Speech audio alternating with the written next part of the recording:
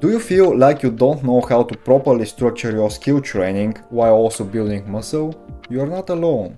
A lot of people believe that movements like the planche, front lever, muscle up and handstand are only achievable if you stay lean and focus purely on skill work. That if you try to build serious muscle at the same time, it will somehow slow you down or even make progress impossible. But this couldn't be further from the truth. In this video we are going to break down exactly how you can train for these advanced calisthenic skills while packing on rock solid muscle.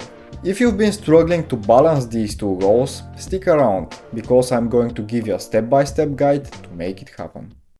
Like all myths, this one has some grains of truth. Skill training and muscle building can sometimes conflict with each other if you don't approach them correctly. There are three main challenges people run into when trying to combine both. First, isometrics. Most advanced calisthenics skills rely on isometric holds, static positions where your muscles contract without changing length. And while isometrics do build muscle to a certain extent, they are nowhere as effective as exercises that take your muscles through a full range of motion.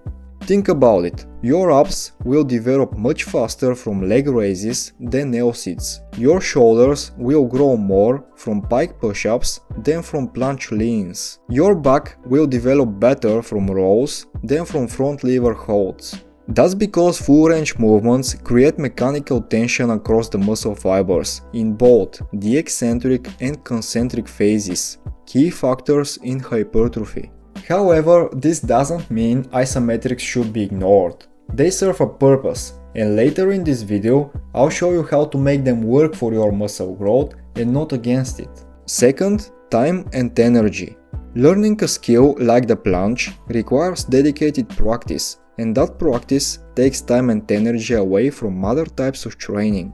There's no way around it. Holding a planche or front lever demands focused training, and if you're not careful, it can eat into your strength workouts. That's where proper programming comes in. We'll cover exactly how to structure your sessions so you're not draining yourself in the wrong ways. And third, lightness. Growing muscle requires eating enough calories and staying at a healthy body fat percentage, but skills tend to favor a body that is as light as possible. It's no secret that even a couple of extra pounds can make these movements exponentially harder.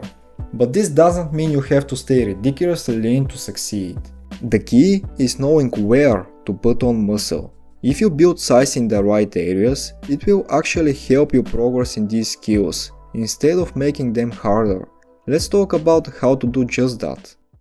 Let's start with isometrics. While they aren't the best for hypertrophy on their own, they do build strength in specific joint angles, which can be leveraged for muscle growth. The secret is combining isometric skill training with dynamic, hypertrophy-focused movements. Instead of just holding a front lever, include explosive pull-ups and weighted rows to build your lats. Instead of just doing planche leans, incorporate deep dips and pseudo-planche push-ups to strengthen your pushing muscles. A bigger muscle is a stronger muscle. So the more muscle mass you develop in key areas, the more stability and control you have in these static holds. This means that rather than holding back your progress, muscle growth can actually accelerate it.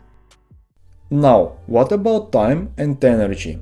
It is correct that if you try to train skills and hypertrophy randomly, you burn yourself out and get nowhere. But with the right programming, you can optimize your training for both. The best way to do this is to divide your workouts into two sections. Skill training first, strength and muscle building second. This ensures that your neural drive is fresh when working on complex skills, and then you can shift into full range of motion exercises to maximize hypertrophy. For example, if you're training for the planche, start with planche progressions and dynamic straight arm drills. Then move into dips, push-ups and overhead presses for muscle growth. If you are working on the front lever, begin with lever-specific progressions, then train pull-ups, rows and lat-focused exercises. For handstand push-up training, practice your handstands first, then finish with overhead pressing and pike push-ups. By structuring your workouts this way, you ensure that your skill training doesn't take away from your muscle growth. Instead, they work together to make you stronger overall. Now let's talk about the weight factor. Many people fear that gaining muscle will make their skills harder, but the truth is, the right muscle growth actually makes them easier. The key is to develop size in the muscle groups that directly contribute to your skill work. Bigger delts, traps and triceps will give you more stability in the planche. A thicker upper back and lats will make front levers and muscle ups feel lighter.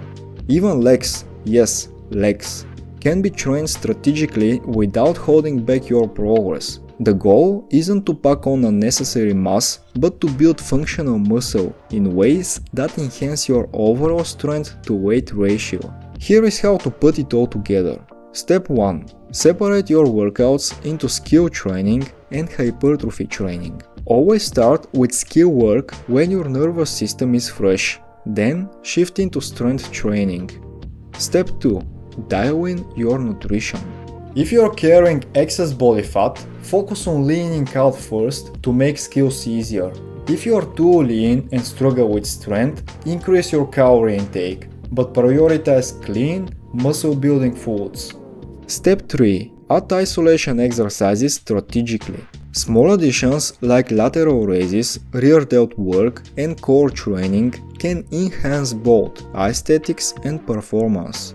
Don't ignore the details. Building a strong, well-balanced body will make your skills sharper and your physique look better in the process. Here is the exact weekly plan that I am currently following to improve my planche, handstand and front lever, while also building my strength and muscle mass.